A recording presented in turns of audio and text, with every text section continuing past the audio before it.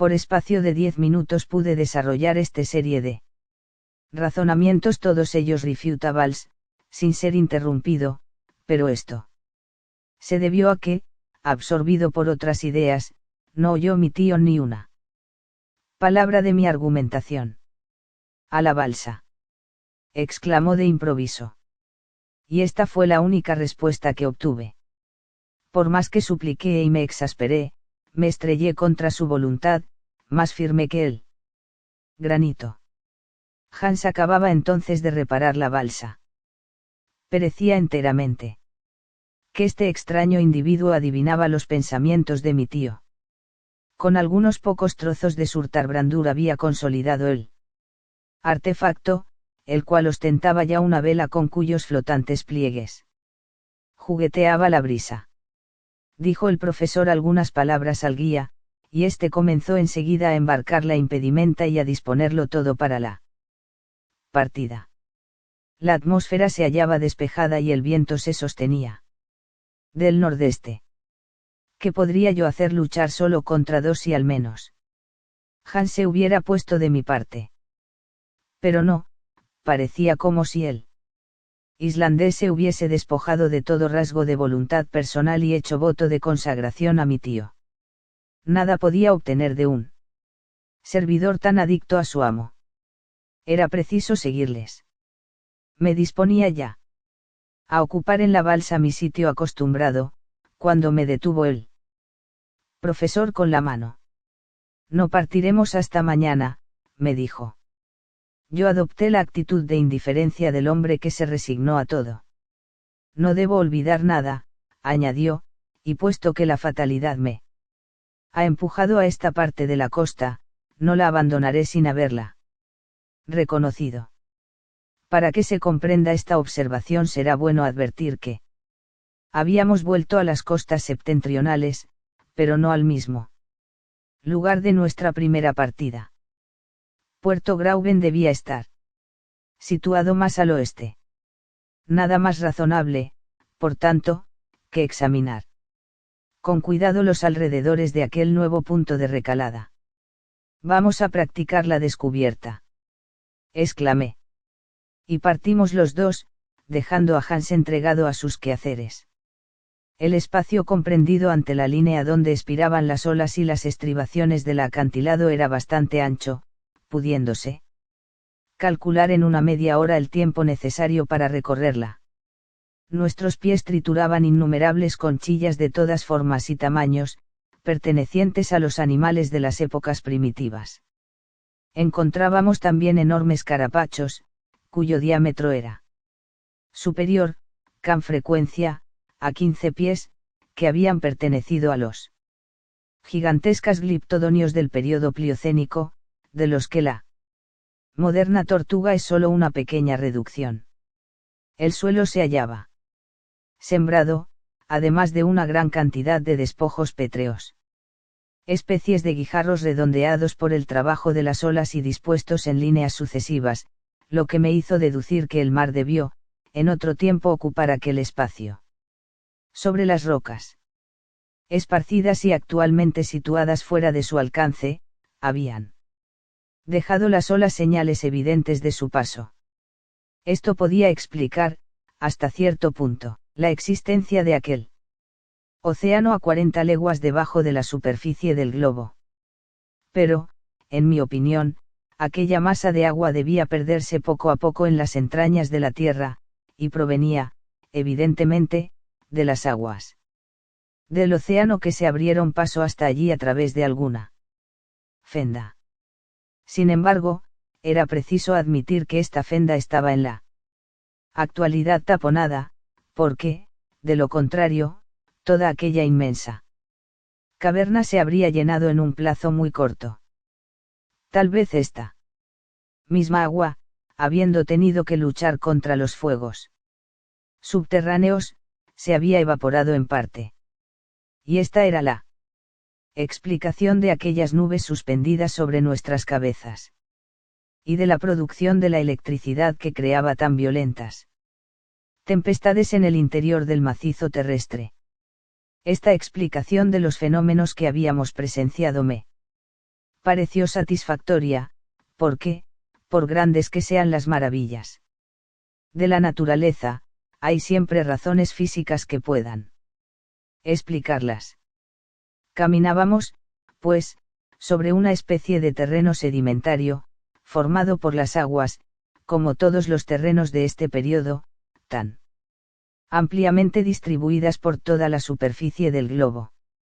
El profesor examinaba atentamente todos los intersticios de las rocas, sondeando con marcado interés la profundidad de cuantas aberturas encontraba. Habíamos costeado por espacio de 1 milla las playas del mar de Lidenbrock, cuando el suelo cambió súbitamente de aspecto. Parecía removido, trastornado por una sacudida violenta de las capas inferiores. En muchos puntos, los hundimientos y protuberancias delataban una dislocación poderosa del macizo terrestre. Avanzábamos con dificultad sobre aquellas fragosidades de granito, mezclado con sílice, cuarzo y depósitos aluvionarios, cuando descubrió nuestra vista una vasta llanura cubierta de osamentas. Parecía un inmenso cementerio donde se confundían los eternos despojos de las generaciones de 20 siglos. Elevados montones de restos se extendían, cual mar ondulado, hasta los últimos límites del horizonte, perdiéndose entre las brumas. Acumulábase allí, en un espacio de unas 3 millas cuadradas, toda la vida de la historia animal, que apenas sí ha empezado a escribirse en los demasiado recientes terrenos del mundo habitado. Una curiosidad impaciente nos atraía, sin embargo.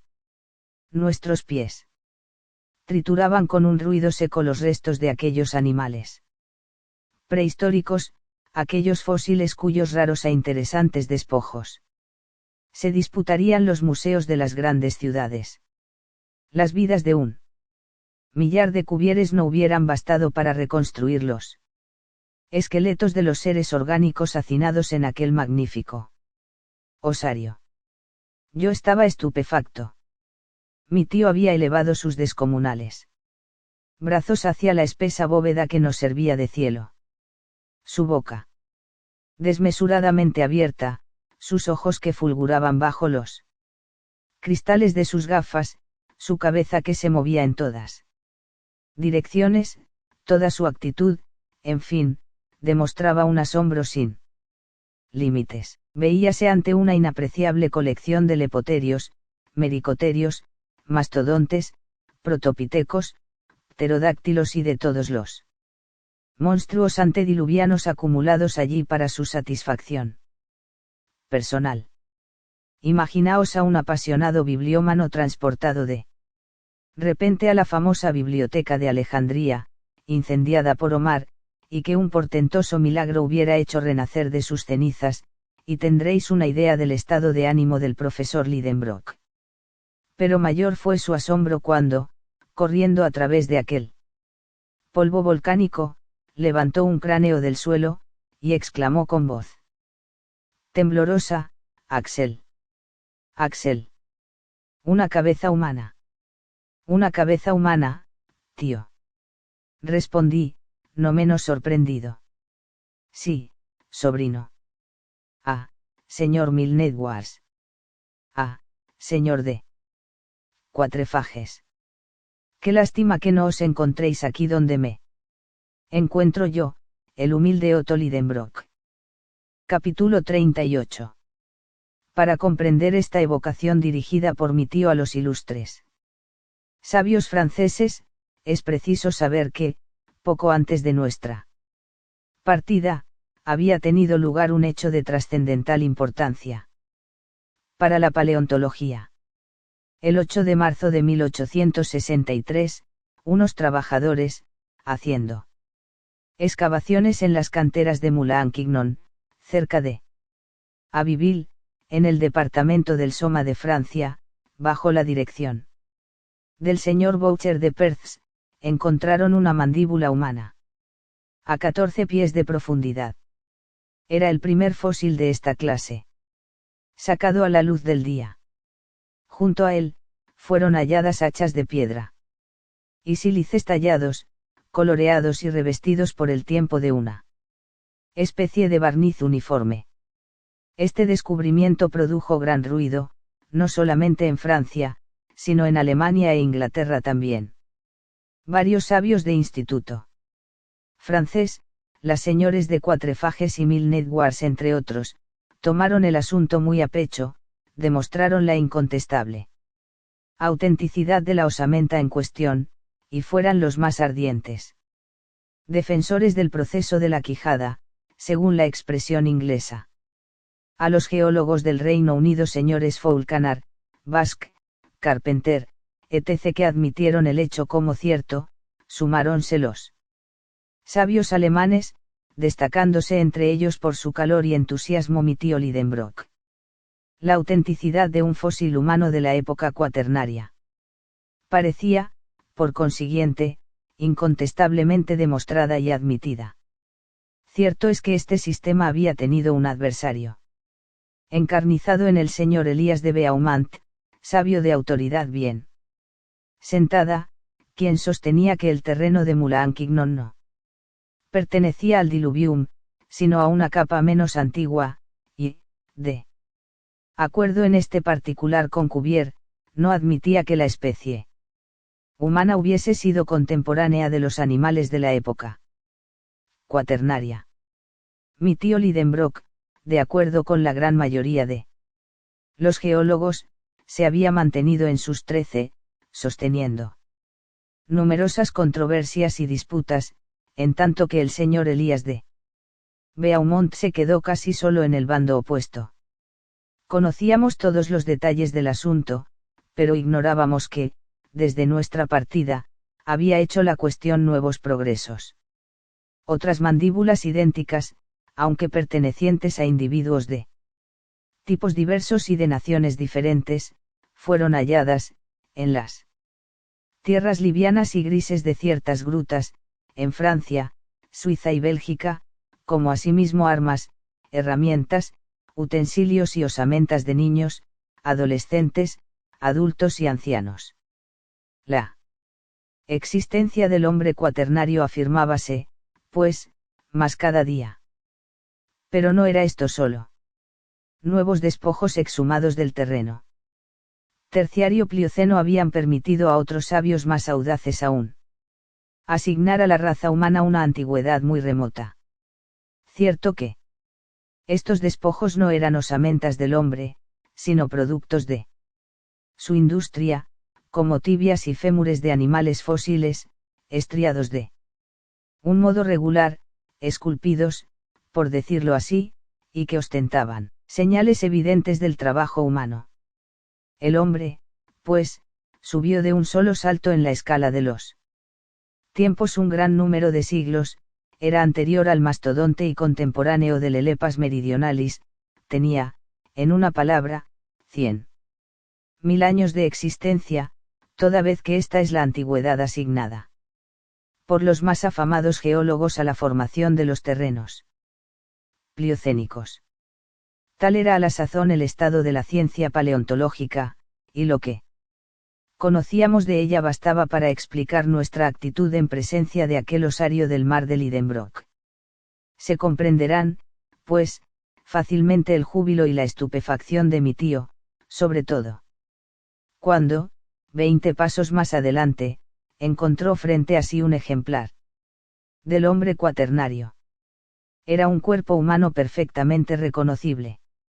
Había sido conservado durante tantos siglos por un suelo de naturaleza especial, como el del cementerio de San Miguel, de Burdeos no sabría decirlo. Pero aquel cadáver de piel tersa y apergaminada, con los miembros aún jugosos, por lo menos a la vista, con los dientes intactos, la cabellera abundante y las uñas de los pies y de las manos prodigiosamente largas, se presentaba ante nuestros ojos tal como había vivido. Quedé sin hablar ante aquella aparición de un ser de otra edad tan remota. Mi tío, tan locuaz y discutidor de costumbre, enmudeció. También levantamos aquel cadáver, lo enderezamos después, Palpábamos su torso sonoro, y él parecía mirarnos con sus órbitas vacías.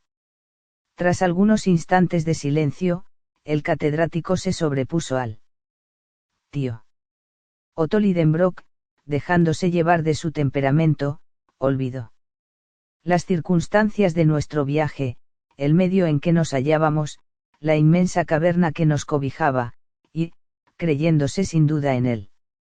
Johann Naeum, dando una conferencia a sus discípulos, dijo en tono doctoral, dirigiéndose a un auditorio imaginario: señores, tengo el honor de presentaros un hombre de la época cuaternaria.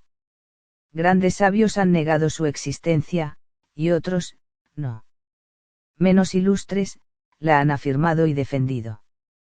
Si se hallasen aquí los Santo Tomás de la paleontología, lo tocarían con el dedo y se verían obligados a reconocer su error. Sé muy bien que la ciencia debe ponerse en guardia contra estos descubrimientos. No ignoro la inicua explotación que han hecho de los hombres fósiles los Barnum y otros charlatanes de su misma ralea. Conozco perfectamente la historia de la rótula de Ajax, del supuesto cadáver de Orestes, hallado por los esparteros, y del cadáver de Asterio, de 10 codos de largo, de que nos habla Pausanias.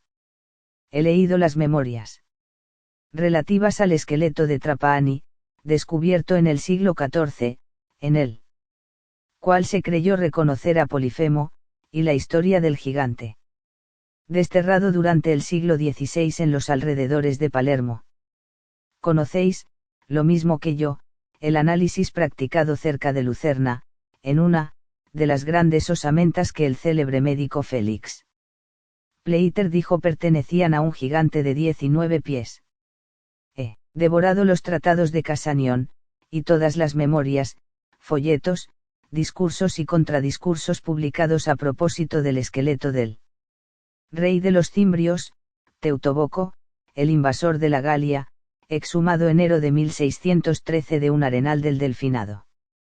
En el siglo XV hubiera combatido con Pedro Campet la existencia de uno hoy preadamitas de Scheuchzer.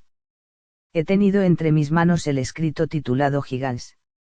Aquí reapareció el defecto peculiar de mi tío, quien, cuando hablaba en público, no podía pronunciar los nombres difíciles. El escrito, prosiguió titulado, Gigán, pero se atascó de nuevo. Giganteo. Imposible. El enrevesado vocablo no quería salir. Cuanto se hubieran reído del pobre profesor en el Johannaeum. Gigantos teología, concluyó por fin el profesor Lidenbrock, entre dos juramentos terribles.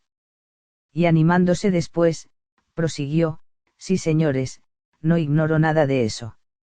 Sé también que Cuvier y Blumenbach han reconocido en estas osamentas simples huesos de mamut y de otros animales de la época cuaternaria.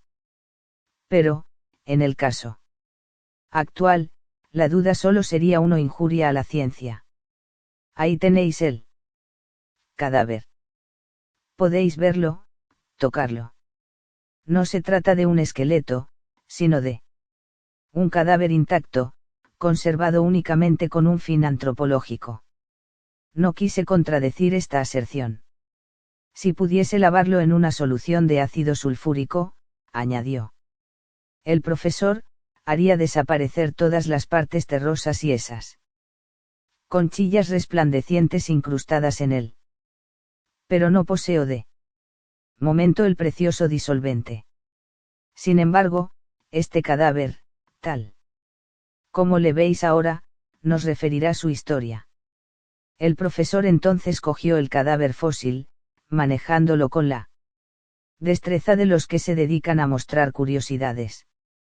Ya lo veis, prosiguió, no tiene 6 pies de altura, y nos encontramos, por canto, a gran distancia de los pretendidos gigantes. Por lo que respecta a la raza a la cual pertenece, es incontestablemente caucásica, la raza blanca, la nuestra. El cráneo de este fósil es regularmente ovoideo, sin un desarrollo excesivo de Los pómulos, ni un avance exagerado de la mandíbula. No presenta ninguna señal de pragmatismo que modifica el ángulo facial. Medid este ángulo, y hallaréis que tiene cerca de 0 grados. Pero de ir todavía más lejos en el camino de las deducciones, y me atrevería a afirmar que este ejemplar humano pertenece a la familia que se extiende desde la India hasta los límites de la Europa occidental. No os sonriáis, señores. No se sonreía nadie, pero, era tal la costumbre que el profesor tenía de ver sonreír a todo el mundo durante sus sabias disertaciones.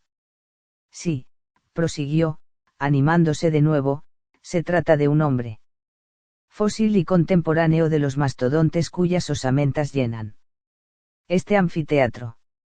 Pero no osaré deciros por qué vía han llegado aquí, de qué modo esas capas donde yacían se han deslizado hasta esta enorme caverna del globo. Sin duda, en la época cuaternaria, se verificaban aún trastornos considerables en la corteza terrestre, el enfriamiento continuo del globo producía grietas, fendas, hendeduras por las cuales se escurría probablemente una parte del terreno superior. No quiere esto decir que sustente yo esta teoría, pero el hecho es que aquí tenemos al hombre, rodeado de las obras de su propia mano, de esas hachas, de esos sílices tallados, que han constituido la edad de piedra, y, a menos que no haya venido como yo, como un excursionista, como un cultivador de la ciencia, no puedo poner en duda la autenticidad de su remoto origen. Enmudeció el profesor y prorrumpieron mis manos en unánimes aplausos. Por otra parte, mi tío tenía razón, y otros bastante más sabios que su sobrino habrían tenido que tentarse la ropa antes de tratar de combatirle. Otro indicio. Aquel cadáver fosilizado no era el único que había en aquel inmenso osario. A cada paso que dábamos, encontrábamos otros nuevos, de suerte que mi tío tenía donde elegir el más maravilloso ejemplar para convencer a los incrédulos. A decir verdad, era un asombroso espectáculo el que ofrecían aquellas generaciones de hombres y de animales confundidos en aquel cementerio. Pero se nos presentaba una grave cuestión que no osábamos resolver.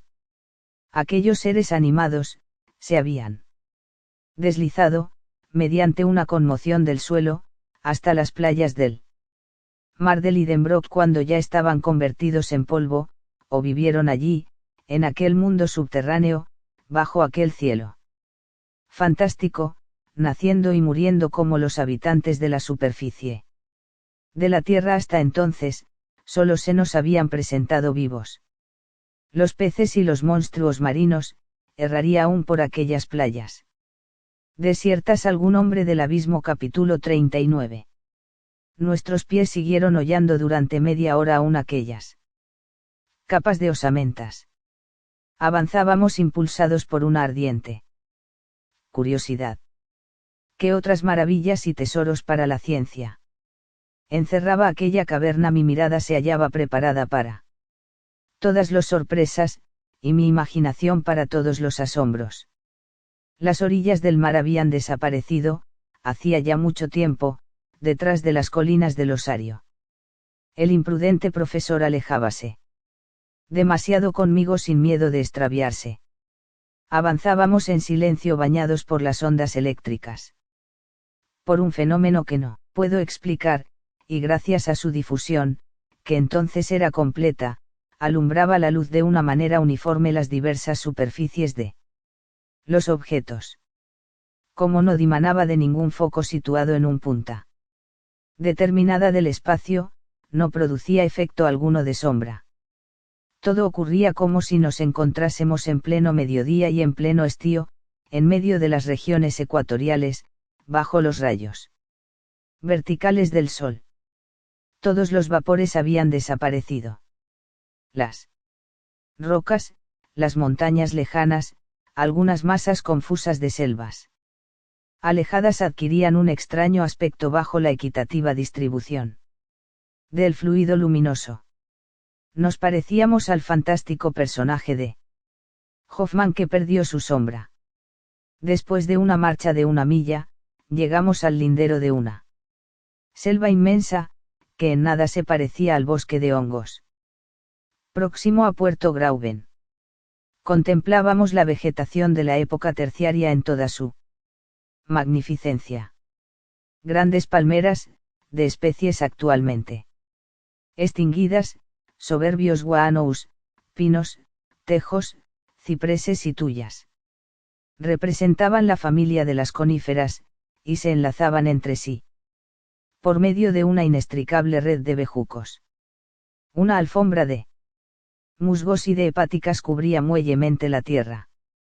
Algunos arroyos murmuraban debajo de aquellas sombras, si es que puede aplicárseles tal nombre, toda vez que, en realidad, no había sombra alguna. En sus márgenes crecían helechos arborescentes parecidos a los que se crían en los invernáculos del mundo habitado. Solo faltaba el color a aquellos árboles, arbustos y plantas, privados del calor vivificante del sol. Todo se confundía en un tinte uniforme, parduzco y como marchito. Las hojas no poseían su natural verdor, y las flores, tan abundantes en aquella época terciaria que las vio nacer, sin color ni perfume a la sazón, parecían hechos de papel descolorido bajo la acción de la luz. Mi tío Lidenbrock se aventuró bajo aquellas gigantescas selvas. Yo le seguí no sin cierta aprensión. Puesto que la naturaleza había acumulado allí una abundante alimentación vegetal, quien nos aseguraba que no había en su interior formidables mamíferos veía. En los amplios claros que dejaban los árboles derribados y carcomidos por la acción del tiempo, plantas leguminosas acerinas, rubráceas y 1000 otras especies comestibles, codiciadas por los rumiantes de todas las periodos. Después aparecían confundidos y entremezclados los árboles de las regiones más diversas de la superficie del globo. Crecía la encina al lado de la palmera, el eucalipto australiano se apoyaba en el abeto de Noruega, el abedul del norte entrelazaba sus ramas con las del cauris zelandés. Había suficiente motivo para confundir la razón de los más ingeniosos clasificadores de la botánica terrestre. De repente, me detuve con la mirada a mi tío. La luz difusa permitía distinguir los menores objetos en la profundidad de la selva. Había creído ver. No. Veía en realidad con mis ojos unas sombras inmensas agitarse debajo de los árboles. Eran, efectivamente, animales gigantescos, todo un rebaño de mastodontes, no ya fósiles, sino vivos, parecidos a aquellas cuyos restos fueron descubiertos en 1801 en los pantanos del Ohio. Contemplaba aquellos elefantes monstruosos, cuyas trompas se movían entre los árboles como una legión de serpientes. Escuchaba el ruido de sus largos colmillos cuyo marfil taladraba los viejos troncos. Crujían las ramas, y las hayas, arrancadas en cantidades enormes, desaparecían por las inmensas fauces de aquellos enormes monstruos. El sueño en que había visto renacer todo el mundo de los tiempos prehistóricos, de las épocas ternaria y cuaternaria tomaba forma real. Y estábamos allí, solos, en las entrañas del globo, a merced de sus feroces habitantes. Mi tío miraba atónito. Vamos, dijo de repente, asiéndome por el brazo. Adelante. Adelante. No, exclamé, carecemos de armas. ¿Qué haríamos en medio de ese rebaño de gigantescos cuadrúpedos? Venga, tío, venga. Ninguna criatura humana podría desafiar impunemente la cólera de esos monstruos. Ninguna criatura humana. Respondió mi tío bajando la voz. Te engañas, Axel. Mira. Mira hacia allí. Me parece que veo un ser viviente, un ser semejante a nosotros. Un hombre. Miré, encogiéndome de hombros, resuelto a llevar mi incredulidad hasta los últimos límites, pero no tuve más remedio que rendirme a la evidencia. En efecto, a menos de un cuarto de hora, apoyado sobre el tronco de un enorme cauris, un ser humano, un proteo de aquellas subterráneas regiones, un nuevo hijo de Neptuno, apacentaba aquel innumerable rebaño de mastodontes. In manis pecoris custos in manior ipse. Sí. In manior ipse. No se trataba ya del ser fósil cuyo cadáver habíamos levantado en el osario, sino de un gigante capaz de imponer su voluntad a aquellos monstruos. Su talla era mayor de 12 pies. Su cabeza, del tamaño de la de un búfalo, desaparecía entre las espesuras de una cabellera inculta, de una melena de crines parecida a la de los elefantes de las primitivas edades. Blandía en su mano un enorme tronco, digno de aquel pastor antediluviano. Habíamos quedado inmóviles, estupefactos, podíamos ser de un momento a otro descubiertos, había que huir. Venga usted. Venga usted. Exclamé tirando de mi tío, quien, por primera vez, hubo de dejarse arrastrar. Un cuarto de hora más tarde, nos hallábamos fuera de la vista de aquel formidable enemigo.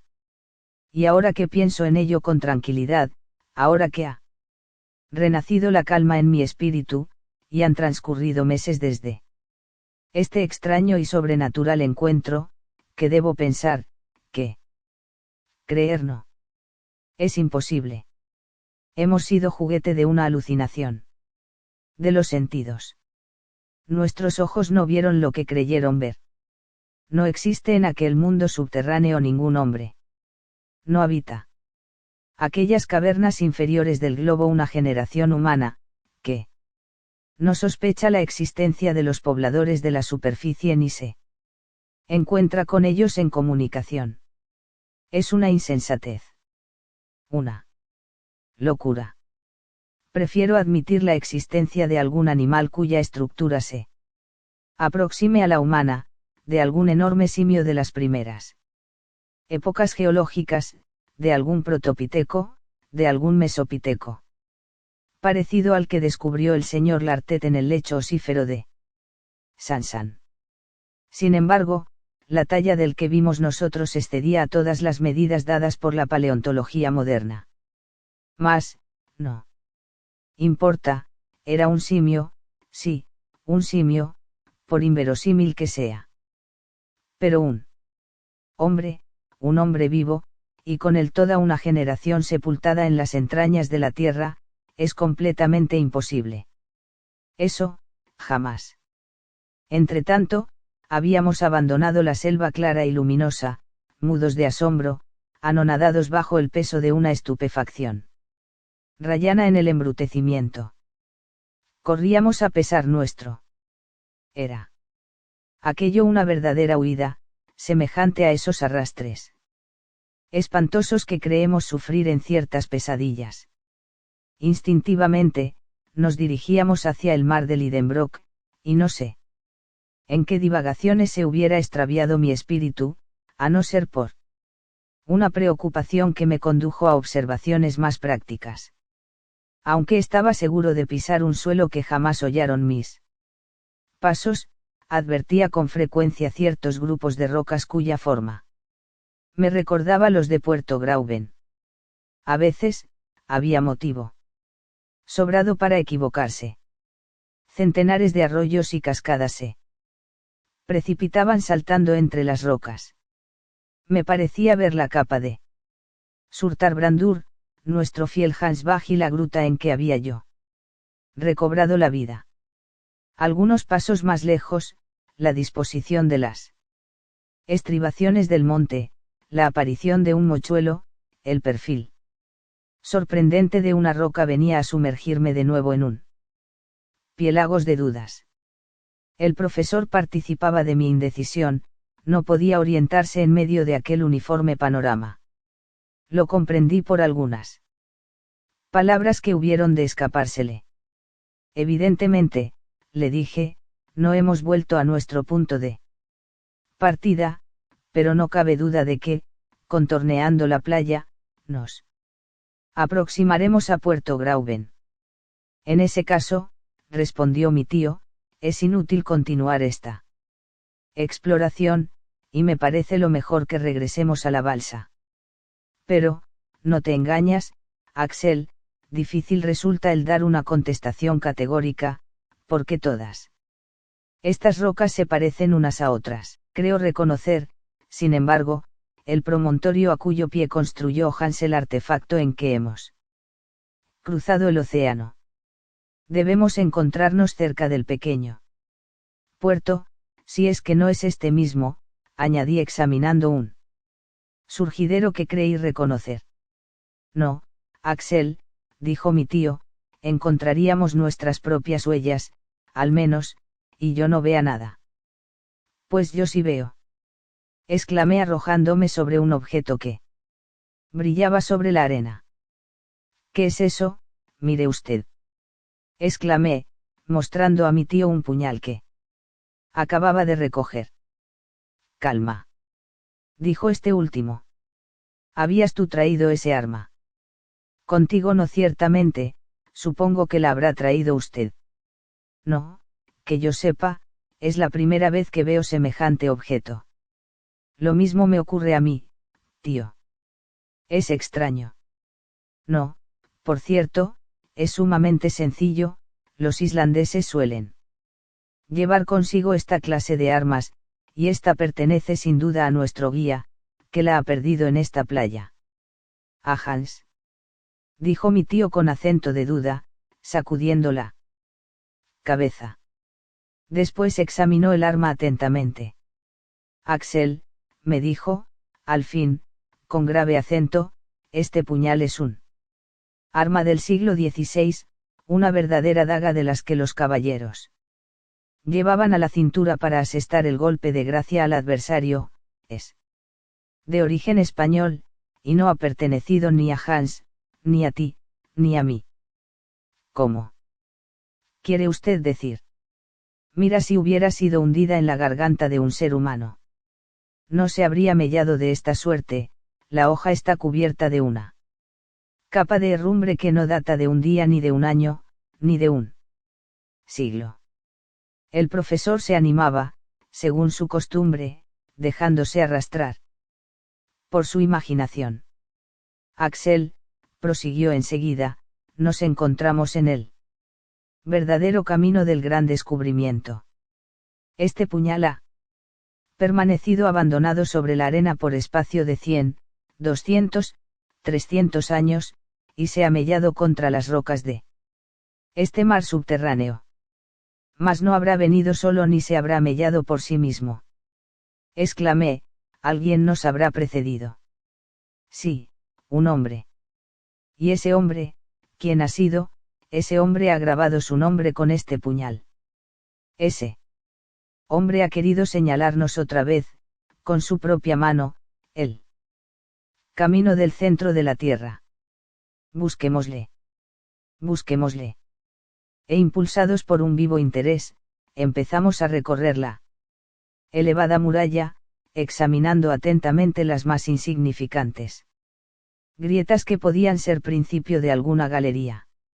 De esta suerte llegamos a un lugar en que se angostaba la playa, llegando el mar casi a bañar las estribaciones del acantilado, y no dejando más que un paso de una toesa a lo sumo de anchura.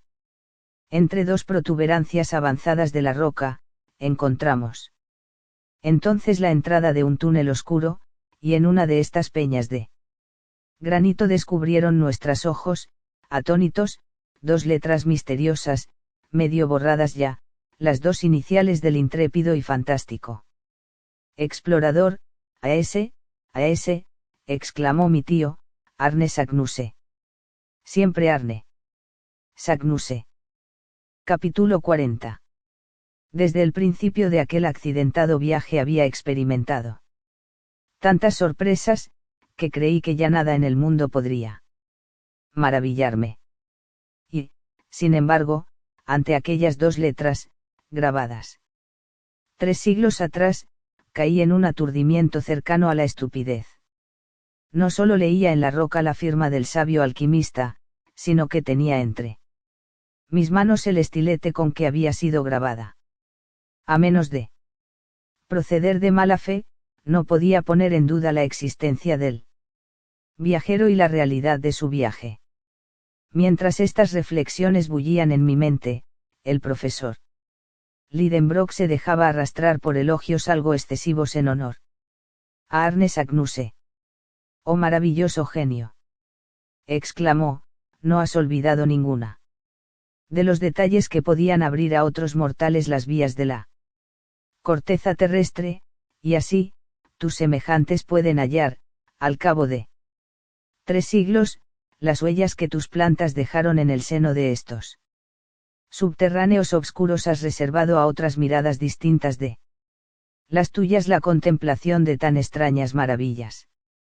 Tu nombre, grabado de etapa en etapa, conduce derecho a su meta al viajero dotado de audacia suficiente para seguirte, y, en el centro mismo de nuestro planeta, estará también tu nombre, escrito por tu propia mano. Pues bien, también yo iré a firmar con mi mano esta última página de granito. Pero que, desde ahora mismo, este cabo, visto por ti, junto a este mar por ti también descubierto, sea para siempre llamado el cabo Saknussemm. Estas fueron, sobre poco más a menos, las palabras que sus labios pronunciaron, y, al oírlas, me sentí invadido por el entusiasmo que respiraba en ellas. Sentí que renacía una nueva fuerza en el interior de mi pecho, olvidé los padecimientos del viaje y los peligros del regreso. Lo que otro hombre había hecho también quería hacerlo yo, y nada que fuese humano me parecía imposible. Adelante. Adelante. Exclamé lleno de entusiasmo. Iba a internarme ya en la obscura galería, cuando el profesor me detuvo, y él, el hombre de los entusiasmos, me aconsejó paciencia y sangre fría. Volvamos, ante todo, me dije, a buscar a nuestro fiel Hans, y traigamos la balsa a este sitio.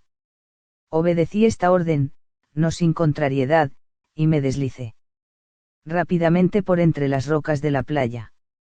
Verdaderamente, tío, dije mientras caminábamos, que hasta ahora las circunstancias todas nos han favorecido.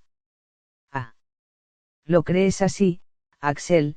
Sin duda de ningún género, hasta la tempestad nos ha traído al verdadero camino. Bendita la tempestad que nos ha vuelto a esta costa de donde la bonanza nos habría alejado. Supongamos por un momento que nuestra proa, la proa de la balsa, hubiera llegado a encallar en las playas meridionales del mar de Lidenbrock. ¿Qué habría sido de nosotros? Nuestros ojos no hubieran tropezado con el nombre de Saknussemm y actualmente nos veríamos abandonados en una playa sin salida. Sí, Axel, es providencial que, navegando hacia el sur, hayamos llegado al norte, y precisamente al cabo Saknussemm.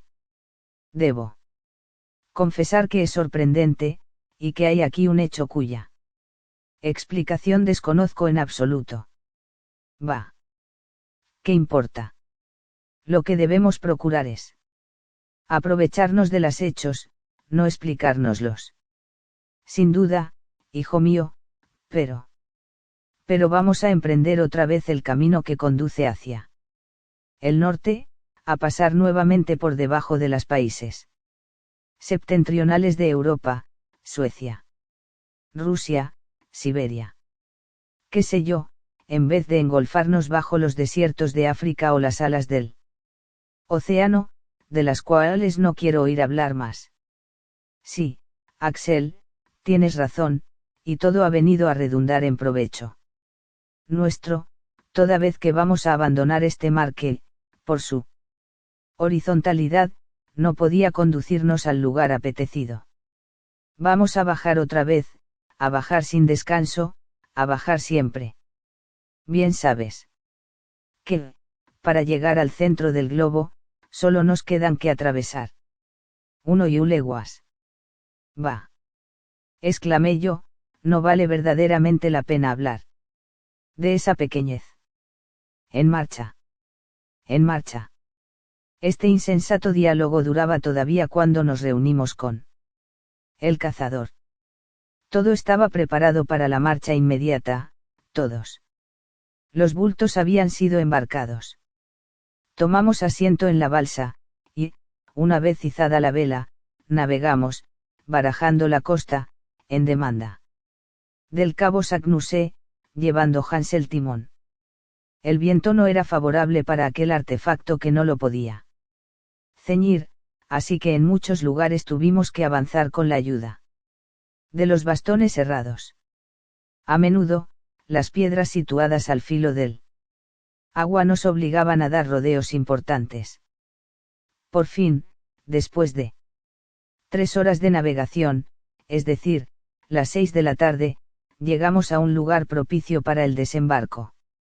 Salté a tierra, seguido de mi tío y del islandés.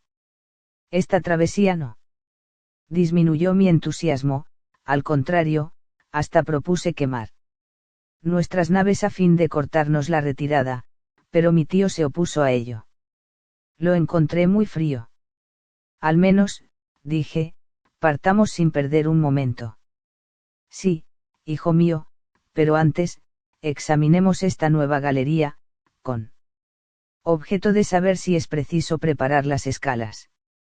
Mi tío puso en actividad su aparato de Ruhmkorff, dejamos la balsa bien amarrada a la orilla, y nos dirigimos, marchando yo a la cabeza, a la boca de la galería que solo distaba de allí 20 pasos. La abertura, que era casi circular, tenía un diámetro de 5 pies. Aproximadamente, el oscuro túnel estaba abierto en la roca viva y cuidadosamente barnizado por las materias eruptivas a las cuales dio paso en otra época. Su parte inferior se encontraba al nivel del suelo, de tal suerte que podía penetrarse en él sin dificultad alguna. Caminábamos por un plano casi horizontal, cuando, al cabo de 6 pasos, nuestra marcha se vio interrumpida por la interposición de una enorme roca. ¡Maldita roca!, exclamé con furor, al verme detenido de repente por un obstáculo infranqueable. Por más que buscamos a derecha e izquierda, por arriba y por abajo, no dimos con ningún paso, con ninguna bifurcación. Experimenté una viva contrariedad, y no me resignaba a admitir la realidad del obstáculo. Me agaché, y miré por debajo de la roca sin hallar ningún intersticio. Examiné después la parte superior, y tropecé con la misma barrera de granito. Hans paseó la luz de la lámpara a lo largo de la pared, pero ésta no presentaba la menor solución de continuidad. Era preciso renunciar a toda esperanza de descubrir un paso. Yo me senté en el suelo, en tanto que mi tío recorría a grandes pasos aquel corredor de granito. Pero, Saknussemm, exclamé yo. Eso estoy pensando yo, dijo mi tío, se vería detenido quizá por esta puerta de piedra. No, no, repliqué vivamente. Esta roca debe haber obstruido la entrada de una manera brusca a consecuencia de alguna sacudida sísmica o de uno de esos fenómenos magnéticos que agitan todavía la superficie terrestre. Han mediado largos años entre el regreso de Saknussemm y la caída de esta piedra.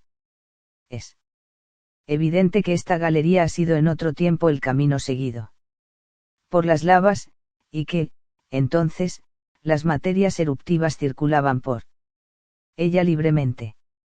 Mire usted, hay grietas recientes que surcan este techo de granito, construido con trazos de piedras enormes, como si La mano de algún gigante hubiera trabajado en esta obstrucción, pero un día, el empuje fue más fuerte, y este bloque, cual clave de una bóveda que falla, se deslizó hasta el suelo, dejando obstruido el paso.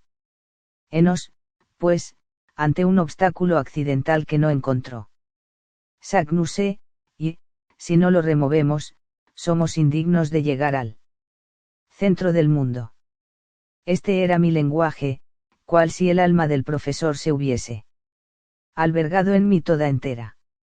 Me inspiraba el genio de los descubrimientos. Olvidaba lo pasado y desdeñaba lo porvenir. Ya.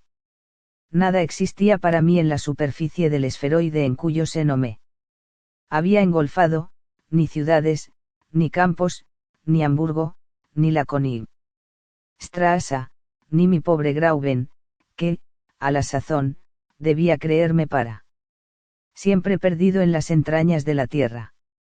Abrámonos camino a viva fuerza, dijo mi tío, derribemos esta muralla a golpes de azadón y de piqueta. Es demasiado dura para eso, exclamé yo. Entonces, recurramos a la pólvora. Practiquemos una mina y volemos el obstáculo. La pólvora. Sí, sí. Solo se trata de volar un trozo de roca. Manos a la obra, Hans. Exclamó entonces mi tío. Volvió el islandés a la bolsa y pronto regresó con un pico, del cual hubo de servirse para abrir un pequeño barreno. No era trabajo sencillo. Tratábase de abrir un orificio lo bastante considerable para contener 50 libras de algodón pólvora cuya fuerza expansiva es 4 veces mayor que la de la pólvora ordinaria. Me hallaba en un estado de sobreexcitación espantoso. Mientras Hans trabajaba, ayudé activamente a mi tío a preparar una larga mecha hecha de pólvora mojada y encerrada en una especie de tripa de tela. Pasaremos. Decía yo. Pasaremos. Repetía mi tío. A medianoche, nuestro trabajo de zapa estaba terminado por completo, la carga de algodón pólvora había sido depositada en él barreno, y la mecha se prolongaba a lo largo de la galería hasta salir al exterior. Solo faltaba una chispa para provocar la explosión. Hasta mañana, dijo el profesor entonces. Fue preciso resignarse, y esperar todavía durante 6 largas horas. Capítulo 41. El siguiente, jueves y de agosto, fue una fecha célebre de aquel viaje subterráneo. No puedo acordarme de ello sin que el espanto haga aún palpitar mi corazón. A partir de aquel momento, nuestra razón, nuestro juicio y nuestro ingenio dejaron de tener participación alguna en los acontecimientos, convirtiéndonos en meros juguetes de los fenómenos de la Tierra. A las 6, ya estábamos de pie. Se aproximaba el momento de abrirnos paso a través de la corteza terrestre, por medio de una explosión. Solicité para mí el honor de dar fuego a la mina. Una vez hecho esto, debería reunirme a mis compañeros sobre la balsa que no había sido descargada, y enseguida nos alejaríamos, con el fin de subtraemos a los peligros de la explosión, cuyos efectos podrán no limitarse al interior del macizo. La mecha, según nuestros cálculos, debía tardar 10 minutos en comunicar el fuego a la mina. Tenía, pues, tiempo bastante para refugiarme en la balsa. Me dispuse, no sin cierta emoción, a desempeñar mi papel. Después de almorzar muy deprisa, se embarcaron mi tío y el cazador, quedándome ya en la orilla, provisto de una linterna encendida que debía servirme para dar fuego a la mecha. Anda, hijo mío, dijo el profesor. Prende fuego al artificio y regresa inmediatamente. Esté usted tranquilo, tío, que no me entretendré en el camino. Me dirigí enseguida hacia la abertura de la galería, abrí la linterna.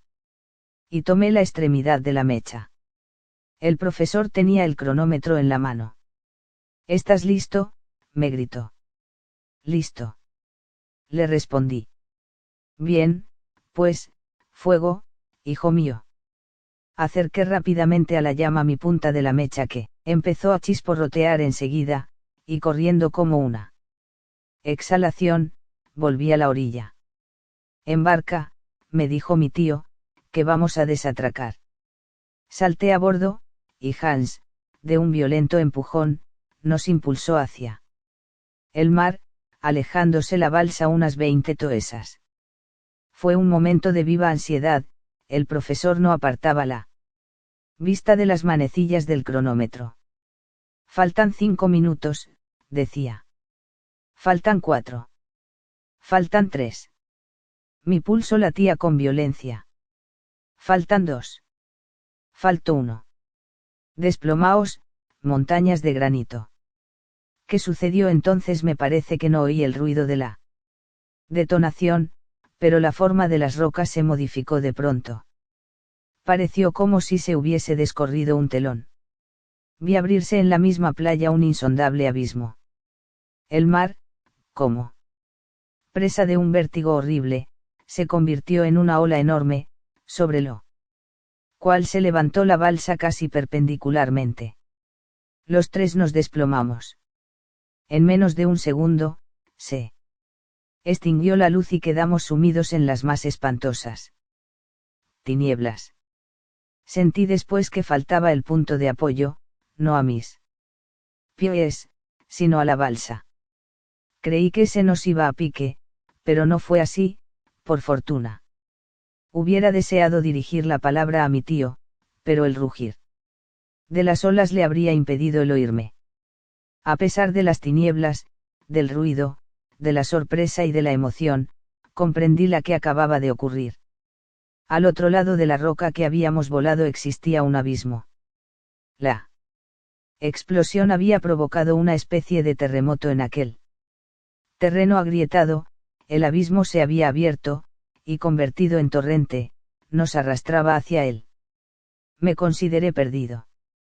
1 hora, 2 horas. Qué sé yo, transcurrieron así.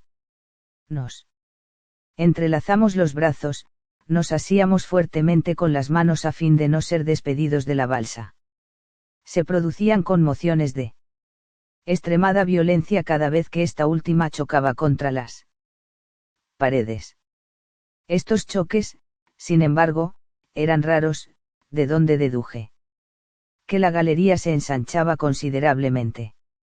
Aquel era, a no dudarlo, el camino de Saknussemm, pero en vez de descender nosotros solos, habíamos arrastrado todo un mar con nosotros, gracias a nuestra imprudencia. Bien se comprenderá que estas ideas asaltaron mi mente de un modo vago y oscuro, costándome mucho trabajo asociarlas durante aquella vertiginosa carrera que parecía una caída. A juzgar por el aire que me azotaba la cara, nuestra velocidad debía ser superior a la de los trenes más rápidos. Era, pues, imposible encender una antorcha en tales condiciones, y nuestro último aparato eléctrico se había destrozado en el momento de la explosión. Grande fue, pues, mi sorpresa al ver repentinamente brillar una luz a mi lado, que iluminó el semblante de Hans. El hábil cazador había logrado encender la linterna, y, aunque su llama vacilaba, amenazando apagarse, lanzó algunas resplandores en aquella espantosa oscuridad. La galería era ancha, cual ya me había figurado. Nuestra insuficiente luz no nos permitía ver sus dos paredes a un tiempo. La pendiente de las aguas que nos arrastraban excedía a la de las rápidos más insuperables de América, su superficie parecía formada por un haz de flechas líquidas, lanzadas con extremada violencia. No encuentro otra comparación que exprese mejor mi idea. La balsa corría a veces dando vueltas, al impulso de ciertos remolinos. Cuando se aproximaba a las paredes de la galería, acercaba a ellas La linterna, y su luz me permitía apreciar la velocidad que llevábamos al ver que los salientes de las rocas trazaban líneas continuas, de suerte que nos hallábamos, al parecer, encerrados en una red de líneas movedizas. Calculé que nuestra velocidad debía ser de 30 leguas por hora. Mi tío y yo nos mirábamos con inquietud, agarrados al trozo de mástil que quedaba, pues, en el momento de la explosión, este último se había roto en 2 pedazos. Marchábamos con la espalda vuelta al aire, para que no nos asfixiase la rapidez de un movimiento que ningún poder humano podía contrarrestar. Las horas, entretanto, transcurrían, y la situación no cambiaba, hasta que un nuevo incidente vino a complicarla. Como tratase de arreglar un poco la carga, vi que la mayor parte de los objetos que componían nuestro impedimento habían desaparecido en el momento de la explosión, cuando fuimos envueltos por el mar. Quise saber exactamente a qué atenerme respecto a los recursos con que contábamos, y, con la linterna en la mano, empecé a hacer un recuento. De nuestros instrumentos, solamente quedaban la brújula y el cronómetro. Las escalas y las cuerdas se reducían a un pedazo de cable enrollado alrededor del trozo de mástil. No quedaba un azadón, ni un pico ni un martillo, y oh desgracia irreparable, no teníamos víveres más que para un solo día. Me puse a registrar los intersticios de la balsa, los más insignificantes rincones formados por las vigas y las juntas de las tablas. Pero, nada. Nuestras provisiones consistían únicamente en un trozo de carne seca y algunas galletas. Me quedé como al helado, sin querer comprender. Y, bien mirado, ¿por qué preocuparme de aquel peligro aun cuando hubiésemos tenido víveres suficientes para meses y aun para años? ¿Cómo salir de los abismos a que nos arrastraba aquel irresistible torrente? ¿A qué temer las torturas del hambre cuando ya me amenazaba la muerte bajo tantas otras formas? ¿Acaso teníamos tiempo de morir de inanición? Sin embargo, por una inexplicable rareza de la imaginación, olvidé los peligros inmediatos ante las amenazas de lo porvenir que hubieran de mostrárseme con todo su espantoso horror. Además, no podríamos escapar a los furores del torrente y volver a la superficie del globo. ¿De qué manera? Lo ignoro. ¿Dónde el lugar no hacía al caso? Una probabilidad contra 1000 no deja de ser siempre una probabilidad, en tanto que la muerte por hambre no nos dejaba siquiera ni un átomo de esperanza. Se me cruzó por la mente la idea de decírselo todo a mi tío, de manifestarle el desamparo en que nos encontrábamos, y de hacer el cálculo exacto del tiempo que nos quedaba de vida, pero tuve el valor de callarme. Quise que conservase toda su serenidad.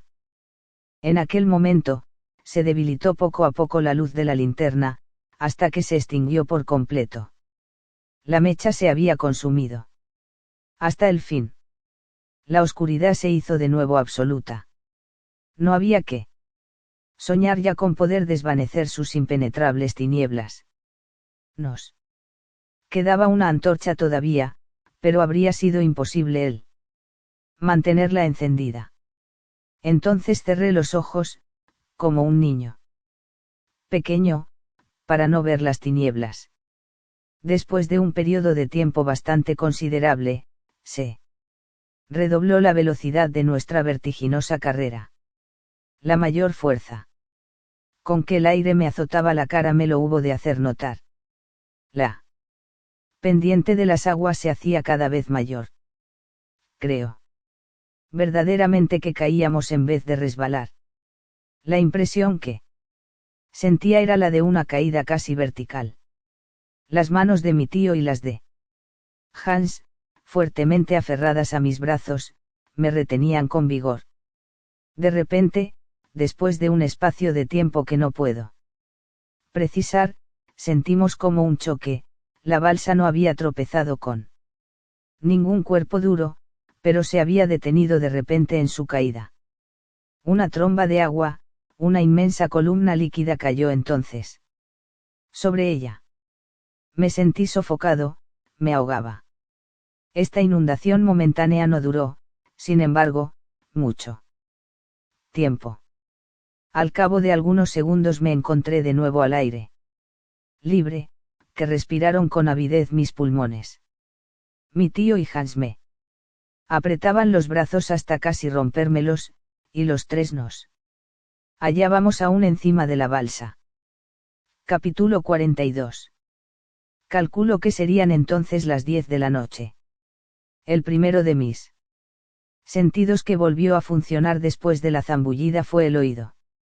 Oí casi enseguida, porque fue un verdadero acto de audición, oí, repito, restablecerse el silencio dentro de la galería, reemplazando a los rugidos que durante muchas horas aturdieron mis oídos. Por fin llegó hasta mí como un murmullo la voz de mi tío, que decía: subimos. ¿Qué quiere usted decir?, exclamé. Que subimos, sí, que subimos. Extendí entonces el brazo, toqué la pared con la mano y la retiré ensangrentada. Subimos, en efecto, con una velocidad espantosa. La antorcha, exclamó el profesor. Hans, no sin dificultades, logró, al fin, encenderla, y, aunque la llama de la luz se dirigió de arriba abajo, a consecuencia del movimiento ascensional, produjo claridad suficiente para alumbrar toda la escena. Todo sucede como me lo había imaginado, dijo mi tío. Nos hallamos en un estrecho pozo que solo mide 4 toesas de diámetro. Después de llegar el agua al fondo del abismo, recobra su nivel natural y nos eleva consigo. ¿A dónde? Lo ignoro en absoluto, pero conviene estar preparados para todos los acontecimientos. Subimos con una velocidad que calculo en 2 toesas por segundo, o sea 120 toesas por minuto, a más de 3 leguas y media por hora. A este paso, se adelanta bastante camino. Sí, si nada nos detiene, si tiene salida este pozo. Pero si está taponado, si el aire se comprime poco a poco bajo la presión enorme de la columna de agua, vamos a ser aplastados.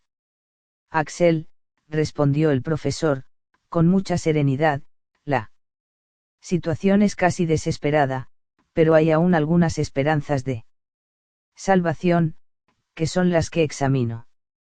Si es muy cierto que a cada instante podemos perecer, no lo es menos que a cada momento podremos también ser salvados. Pongámonos, pues, en situación de aprovechar las menores circunstancias. Pero, ¿qué podemos hacer? Preparar nuestras fuerzas, comiendo. Al oír estas palabras, miré a mi tío con ojos espantados. Había sonado la hora de decir lo que había querido ocultar. Comer, repetí. Sí, ahora mismo. El profesor añadió algunas palabras en danés. ¿Cómo?, exclamó mi tío. Se habían perdido las provisiones. Sí, he aquí todo lo que nos resta: un trozo de cecina para los 3. Mi tío me miró sin querer comprender mis palabras. ¿Qué tal?, le pregunté. ¿Cree usted todavía que podremos salvarnos? Mi pregunta no obtuvo respuesta. Transcurrió 1 hora más y empecé a experimentar un hambre violenta. Mis compañeros padecían también, a pesar de lo cual ninguno de las 3 nos atrevíamos a tocar aquel miserable resto de alimentos. Entretanto, subíamos sin cesar con terrible rapidez, faltándonos a veces la respiración, como a los aeronautas cuando ascienden con velocidad excesiva. Pero si estos sienten un frío tanto más intenso, cuanto mayor es la altura a que se elevan en las regiones aéreas, nosotros experimentábamos un efecto absolutamente contrario. Crecía la temperatura de una manera inquietante, y en aquellos momentos no debía bajar de 4 grados. ¿Qué significaba aquel cambio hasta entonces? Los hechos habían dado la razón a las teorías de Davy y de Lidenbrock, hasta entonces las condiciones particulares de las rocas refractarias, de la electricidad, del magnetismo, habían modificado las leyes generales de la naturaleza, proporcionándonos una temperatura moderada, porque la teoría del fuego central siendo, en mi opinión, la única verdadera, la única explicable. Y vamos a penetrar entonces en un medio en que estos fenómenos se cumplían en todo sin rigor, y en el cual el calor reducía las rocas a un estado completo de fusión así. Me lo temía, y por eso dije al profesor, si nos ahogamos o nos estrellamos, y si no nos morimos de hambre, nos queda siempre la probabilidad de ser quemados vivos. Pero él se contentó con encogerse de hombros, y se abismó de nuevo en sus reflexiones. Transcurrió 1 hora más, y, salvo un ligero aumento de la temperatura, no vino ningún nuevo incidente a modificar la situación. Al fin, rompió el silencio mi tío. Veamos, dijo, preciso tomar un partido. Tomar un partido, repliqué. Sí, es preciso reponer nuestras fuerzas. Si tratamos de prolongar nuestra existencia algunas horas, economizando ese resto de alimentos, permaneceremos débiles hasta el fin. Sí, hasta el fin, que no se hará esperar. Pues bien, si se presenta una ocasión de salvarnos, ¿dónde hallaremos la fuerza necesaria para obrar, si permitimos que nos debilite el ayuno, y una vez que devoremos este pedazo de carne, ¿qué nos quedará ya, tío? Nada, Axel, nada, pero, te alimentará más comiéndolo con la vista. Tus razonamientos son propios de un hombre sin voluntad, de un ser sin energía. Pero, ¿aún conserva usted esperanzas?, le pregunté, irritado. Sí, replicó el profesor, con firmeza. ¿Cómo? ¿Cree usted que existe algún medio de salvación? Sí, por cierto. Mientras el corazón lata, mientras la carne palpite, no me explico que un ser dotado de voluntad se deje dominar por la desesperación. ¡Qué admirables palabras! El hombre que las pronunciaba en circunstancias tan críticas, poseía indudablemente un temple poco común. Pero, en fin, dije yo, ¿qué pretende usted hacer? Comer lo que queda de alimentos hasta la última migaja para reparar nuestras perdidas fuerzas. Si está escrito que esta comida nuestra sea la última, tengamos resignación, pero, al menos, en vez de estar extenuados, volveremos a ser hombres. Comamos, pues, exclamé. Tomó mi tío el trozo de carne y las pocas galletas salvados del naufragio, hizo 3 partes iguales y las distribuyó. Nos tocó, aproximadamente 1 libra de alimentos a cada uno. El profesor comió con avidez, con una especie de entusiasmo febril, yo, sin gusto, a pesar de mi hambre, y casi con repugnancia, Hans, tranquilamente, con moderación, a bocados menudos que masticaba sin ruido y saboreaba con la calma de un hombre a quien lo porvenir no le inquieta. Huroneando bien, había encontrado una calabaza mediada de ginebra que nos ofreció, y aquel licor benéfico logró reanimarme un poco. Fortaflig, dijo Hans, bebiendo a su turno. Excelente, respondió mi tío. Había recobrado algo la esperanza, pero nuestra última comida acababa de terminarse. Eran entonces las 5 de la mañana. La constitución del hombre es tal, que su salud es un efecto puramente negativo. Una vez satisfecha la necesidad de comer, es difícil imaginarse los horrores del hambre, es preciso experimentarlos para comprenderlos. Al salir de prolongada abstinencia, algunos bocados de galleta y de carne triunfaron de nuestros pasados dolores. Sin embargo, después de este banquete, cada cual se entregó a sus reflexiones. ¿En qué soñaba Hans, el hombre del extremo Occidente, quien poseía la resignación fatalista de los orientales por lo que a mí respecta? Mis pensamientos se encontraban llenos de recuerdos y estos me conducían a la superficie del globo, que nunca hubiera debido abandonar.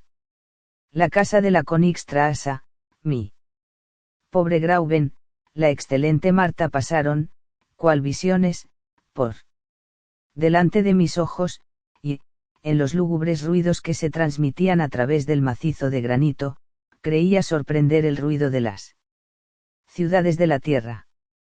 Por lo que respecta a mi tío, aferrado siempre a su idea, examinaba con escrupulosa atención la naturaleza de los terrenos, trataba de darse cuenta de su situación, observando las capas superpuestas. Este cálculo, o por mejor decir esta apreciación, tan solo podía ser aproximada para un sabio que es siempre un sabio, cuando logra conservar su sangre fría, y hay que reconocer que el profesor Lidenbrock poseía esta cualidad en un grado poco común. Oíale murmurar palabras de la ciencia geológica, que me eran bien conocidas, y esto era causa de que, aun a mi pesar, me interesase en aquel supremo estudio. Granito eruptivo, decía, nos hallamos aún en la época primitiva, pero, como ascendemos sin cesar, quién sabe, todavía quién sabe. Aún no había perdido la esperanza. Palpaba con la mano la pared vertical, y algunos instantes después, proseguía, he aquí los neis. He aquí los micaesquistos. Bueno. Pronto llegarán los terrenos de la época de transición, y entonces.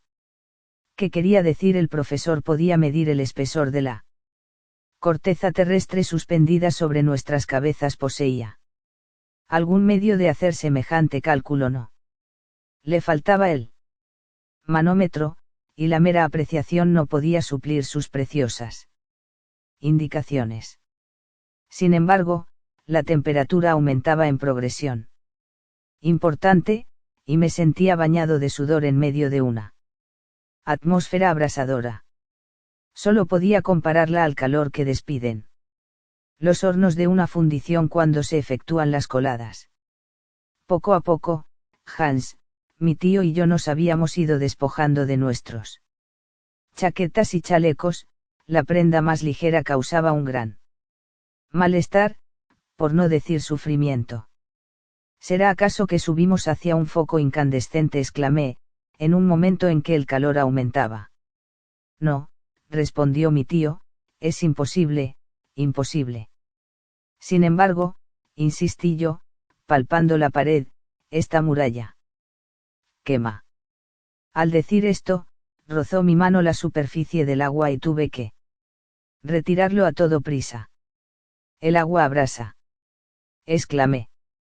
El profesor esta vez respondió solamente con un gesto de cólera. Un terror invisible se apoderó entonces de mi mente y ya no me fue posible verme libre de él. Presentía una catástrofe próxima, tan espantosa como la imaginación más audaz no hubiera podido concebir.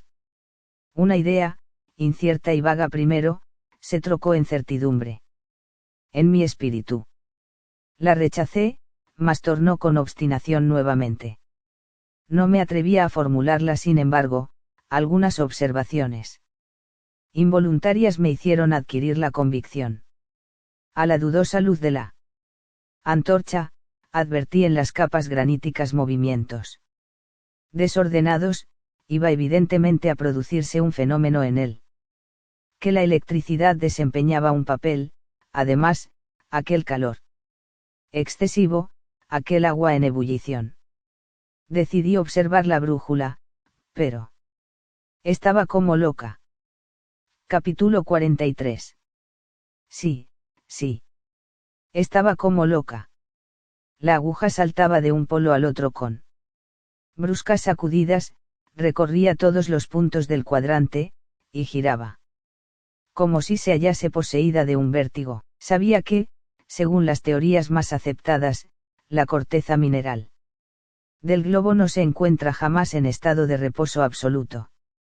Las modificaciones originadas por la descomposición de las materias internas, la agitación producida por las grandes corrientes líquidas, la acción del magnetismo, tienden incesantemente a conmoverla, aunque los seres diseminados en su superficie no sospechen siquiera la existencia de estas agitaciones.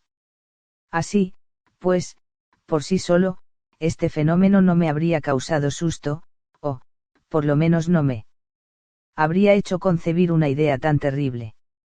Mas otros hechos, ciertos detalles sui generis, no pudieron engañarme por más tiempo. Las detonaciones se multiplicaban con una espantosa intensidad, solo podía compararlas con el ruido que producirían un gran número de carros arrastrados rápidamente sobre un brusco empedrado. Era un trueno continuo. Después, la brújula, enloquecida, sacudida por los fenómenos eléctricos, confirmaba mi opinión. La corteza mineral amenazaba romperse, los macizos graníticos, juntarse, el vacío, llenarse, el pozo, rebosar, y nosotros, pobres átomos, íbamos a ser triturados en aquella formidable compresión. Tío, tío. Exclamé, ahora sí que estamos perdidos. ¿Qué motiva tu nuevo terror? Me respondió con calma. Sorprendente. ¿Qué tienes? ¿Qué te pasa? ¿Qué tengo? Observe usted esas paredes que se agitan, ese macizo que se disloca, esa agua en ebullición, los vapores que se espesan, esta aguja que oscila, este calor insufrible, indicios todos de tan enorme terremoto. Mi tío sacudió la cabeza con calma. ¿Un terremoto has dicho? Preguntó. Sí, ciertamente. No, hijo mío, me parece que te engañas. ¿Cómo? ¿No son estos los signos precursores de un terremoto? No. Espero algo más grande.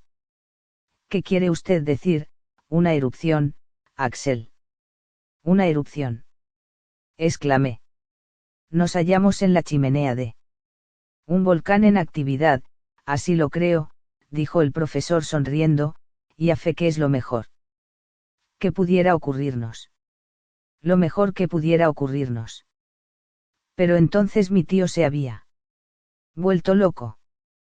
¿Qué significado tenían sus palabras? ¿Cómo explicarse su sonrisa?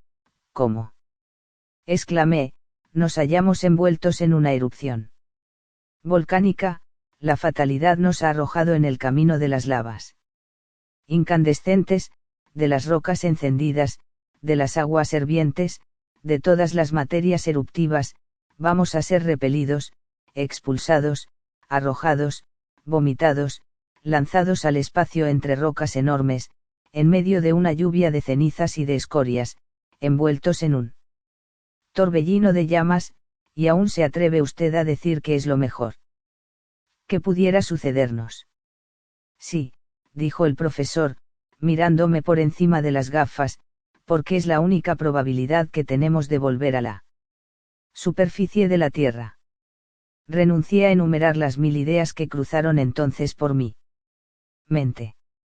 Mi tío tenía razón en todo absolutamente, y jamás me pareció ni más audaz ni más convencido que en aquellos instantes, en que esperaba y veía venir con calma las temibles contingencias de una erupción.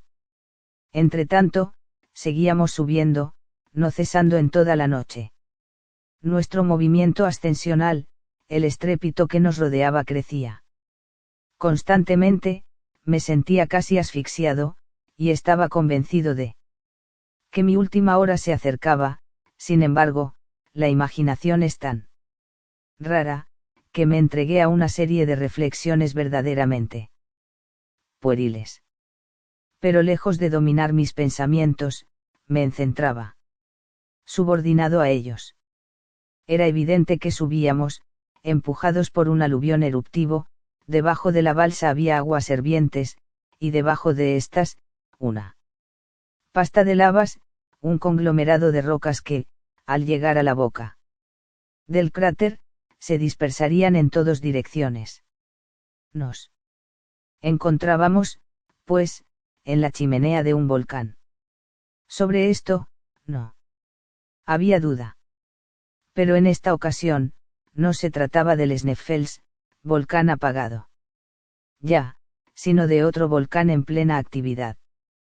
Por eso me devanaba los sesos pensando en cuál podía ser aquella montaña y en qué parte del mundo íbamos a ser vomitados. En las regiones del norte, sin duda de ningún género. Antes de volverse loca la brújula, nos había indicado siempre que marchábamos hacia el norte, y, a partir del cabo Saknussemm, habíamos sido arrastrados centenares de leguas en esta dirección. Ahora bien, nos hallábamos otra vez debajo de Islandia y íbamos a ser arrojados por el cráter del Hekla, o por alguno de los 7 montes ignívomes de la isla en un radio de leguas. Al oeste, no veía, bajo aquel paralelo, más que los volcanes mal conocidos de la costa noroeste de América. Al este, solo existía uno en el 8 grados de latitud, el Esk, en la isla de Juan Mayen, no lejos de Spitzberg. Cráteres no faltaban, ciertamente, y bastante espaciosos para vomitar un ejército entero, pero yo pretendía adivinar por cuál de ellos íbamos a ser arrojados. Al amanecer, aceleróse el movimiento ascensional. El hecho de que aumentara el calor, en vez de disminuir, al aproximarnos a la superficie del globo, se explica por ser local y debido a la influencia volcánica. Nuestro género de locomoción no podía dejar en mí ánimo la más ligera duda sobre este particular, una fuerza enorme, una fuerza de varios centenares de atmósferas, engendrada por los vapores acumulados en el seno de la Tierra, nos impulsaba con energía irresistible. Pero, ¿a qué innumerables peligros nos exponíamos? No tardaron en penetrar en la galería vertical, que iba aumentando en anchura, reflejos amarillentos, a cuya luz distinguía a derecha e izquierda, profundos corredores que semejaban túneles inmensos de los que se escapaban espesos vapores, y largas lenguas de fuego lamían chisporroteando sus paredes. Mire usted, tío, exclamé. No te importe. Son llamas sulfurosas que no faltan en ninguna erupción. Pero, ¿y si nos envuelven? No nos envolverán. Pero, ¿y si nos asfixian? No nos asfixiarán. La galería se ensancha, y, si fuere necesario, abandonaríamos la balsa para guarecernos en alguna grieta. Y el agua que sube, ya no hay agua ninguna, Axel, sino una especie de pasta de lava que nos eleva consigo hasta la boca del cráter. En efecto, la columna líquida había desaparecido, siendo reemplazado por materias eruptivas bastante densas, aunque hirvientes. La temperatura se hacía insoportable, y un termómetro expuesto en aquella atmósfera habría marcado más de grados. El sudor me inundaba, y si la ascensión no hubiera sido tan rápida, nos habríamos asfixiado sin duda. No insistió el profesor en su propósito de abandonar la balsa, e hizo bien. Aquel puñado de tablas mal unidas ofrecían una superficie sólida, un punto de apoyo que, de otro modo, no hubiéramos hallado. A eso de las 8 de la mañana, sobrevino un nuevo incidente. Cesó el movimiento ascensional de improviso y la balsa quedó completamente inmóvil. ¿Qué es esto?, pregunté yo, sacudido por aquella parada repentina que me hizo el efecto de un choque. Un alto, respondió mi tío. Es que la erupción se calma, me parece que no. Me levanté y traté de averiguar lo que ocurría en torno nuestro. Tal vez la balsa, detenida por alguna roca saliente, oponía una resistencia momentánea a la masa eruptiva. En este caso, era preciso apresurarse a librarla cuanto antes del tropiezo. Mas no había obstáculo alguno. La columna de cenizas, escorias y piedras, había dejado de subir de una manera espontánea. ¿Se habrá detenido la erupción por ventura?, dije yo. Ah, exclamó mi tío, apretando los dientes, si tal temes, tranquilízate, hijo mío. Esta calma no puede prolongarse, hace 5 minutos que dura, y no tardaremos en reanudar nuestra ascensión hacia la boca del cráter. Al hablar así, el profesor no cesaba de consultar su cronómetro, y tampoco esta vez se equivocó en sus pronósticos. Pronto volvió a adquirir la balsa un movimiento rápido y desordenado que duró 2 minutos aproximadamente y se detuvo de nuevo. Bueno, dijo mi tío, mirando la hora, dentro de 10 minutos nos pondremos en marcha nuevamente. 10 minutos, sí. Nos hallamos en un volcán de erupción intermitente, que nos deja respirar al mismo tiempo que él. Así sucedió en efecto. A los 10 minutos justos, fuimos empujados de nuevo con una velocidad asombrosa. Era preciso agarrarse fuertemente a las tablas para no ser despedidos de la balsa. Después, cesó otra vez la impulsión. Más tarde he reflexionado acerca de este extraño fenómeno, sin podérmelo explicar de un modo satisfactorio. Sin embargo, me parece evidente que no nos encontrábamos en la chimenea principal del volcán, sino en algún conducto accesible donde repercutían los fenómenos que en aquella tenían efecto. No puedo precisar cuántas veces se repitió esta maniobra, lo que sí puedo decir es que, cada vez que se reproducía el movimiento, éramos despedidos con una violencia mayor recibiendo la impresión de ser lanzados dentro de un proyectil. Mientras permanecíamos parados, me asfixiaba, y, durante las ascensiones, el aire abrasador me cortaba la respiración. Pensé un instante en el placer inmenso de volverme a encontrar súbitamente en las regiones hiperboreales a una temperatura de 3 grados bajo cero. Mi imaginación exaltada se paseaba por las llanuras de nieve de las regiones árticas, y anhelaba el momento de poderme revolcar sobre la helada alfombra del polo. Poco a poco, mi cabeza, trastornada por tan reiteradas sacudidas, se extravió, y a no ser por los brazos vigorosos de Hans, en más de una ocasión me habría destrozado el cráneo contra la pared de granito. No he conservado ningún recuerdo preciso de lo que ocurrió durante las horas siguientes. Tengo una idea confusa de detonaciones continuas, de la agitación del macizo de granito, del movimiento giratorio que se apoderó de la balsa, la cual se balanceaba sobre las olas de lava, en medio de una lluvia de cenizas. La envolvieron llamas crepitantes. Un viento huracanado, como despedido por un ventilador colosal, activaba los fuegos subterráneos. Por vez postrera vi el semblante de Hans alumbrado por los resplandores de un incendio, y no experimenté más sensación que el espanto siniestro del hombre condenado a morir atado a la boca de un cañón, en el momento en que se hila el tiro y disperso sus miembros por el aire. Capítulo 44. Cuando volví a abrir los ojos, me sentí asido por la cintura por la mano vigorosa de Hans, quien, con la otra, sostenía también a mí. Tío. No me encontraba herido gravemente, pero sí magullado por completo, cual si hubiera recibido una terrible paliza. Me encontré tendido sobre la vertiente de una montaña, a 2 pasos de un abismo en el cual me habría precipitado al menor movimiento. Hans me había salvado de la muerte mientras rodaba por los flancos del cráter. ¿Dónde estamos?, preguntó mi tío, dando muestras de gran irritación por haber salido a la superficie de la tierra. El cazador se encogió de hombros para manifestar su ignorancia. En Islandia, dije yo. Nei, respondió Hans. ¿Cómo que no? Exclamó el profesor. Hans se engaña, dije yo levantándome. Después de las innumerables sorpresas de aquel viaje, todavía nos estaba reservada otra nueva estupefacción.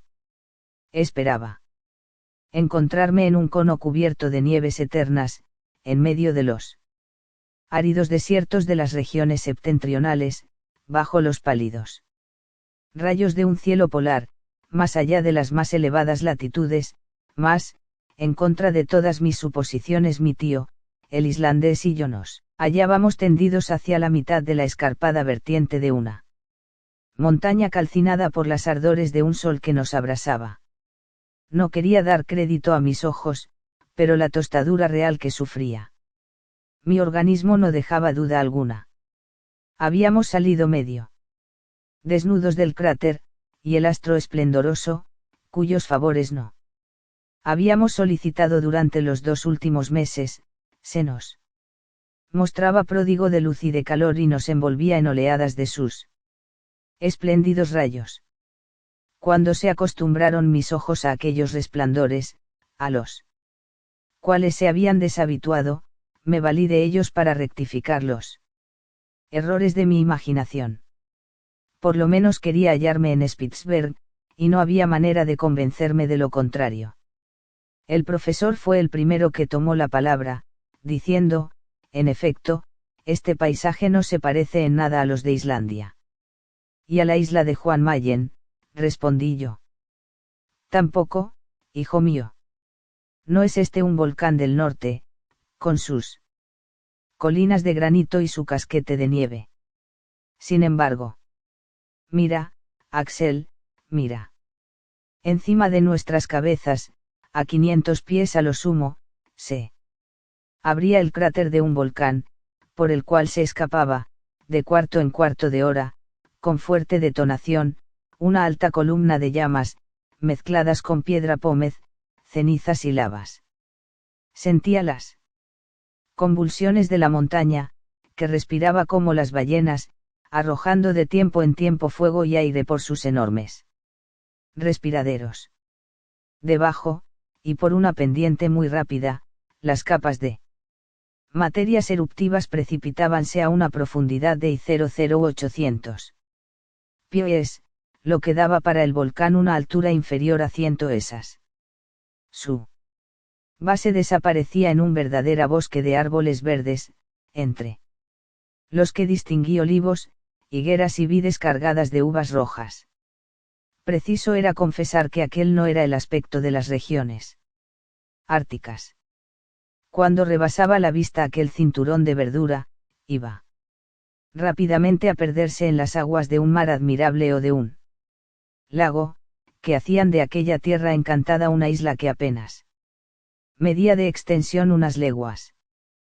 Por la parte de levante, se veía un pequeño puerto, precedido de algunas casas, en el que a impulso de las alas azules, se mecían varios buques de una forma especial. Más lejos, emergían de la líquida llanura tan gran número de islotes, que semejaban un inmenso hormiguero. Hacia poniente, lejanas costas se divisaban en el horizonte, perfilándose sobre algunas de aquellas montañas azules de armoniosa conformación, y sobre otras, más remotas aún, se elevaba un cono de prodigiosa altura, en cuya cima se agitaba un penacho de humo. Por el norte, se divisaba una inmensa extensión de mar, que relumbraba al influjo de los rayos solares, sobre la cual se veía de trecho en trecho la extremidad de un mástil o la convexidad de una vela hinchada por el viento. Lo imprevisto de semejante espectáculo centuplicaba aún sus maravillosas bellezas. ¿Dónde estamos? ¿Dónde estamos?, repetía yo. Hans cerraba, con indiferencia, los ojos, y mi tío lo escudriñaba todo, sin darse apenas cuenta de nada.